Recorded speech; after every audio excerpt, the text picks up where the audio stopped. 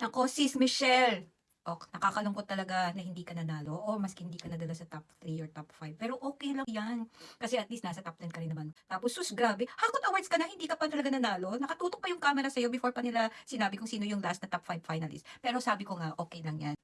Welcome ka umuwi anytime sa Pilipinas. Kasi alam nyo, inaantay na ni Tita Perlita mo doon. Kasi nananawagan siya na baka pwede padalan po daw siya sa Palawan ng negosyo niya para sa babuyan niya. At saka si Tito Boy mo pala, sabi daw niya kung may extra ka rin daw dyan, kasi dinadagdag daw niya sa puhunan niya para sa kanyang pambili ng motorsiklo. Anyway, yun lang. So, very proud pa rin kami sa'yo. Dahil kahit hindi ka nanalo sa mata ng lahat, at hindi na sa mga Pilipino, kundi sa ibang mga beauty queens, the rest of the world, ikaw ang bet nila. Okay, so, yay! Sa puso naming lahat, ikaw pa rin ang panalo. Proud na proud talaga kami. Sa lahat ng Pilipino sa buong mundo, we are so proud of you. Sis Michelle, yun lang. Salamat, bye!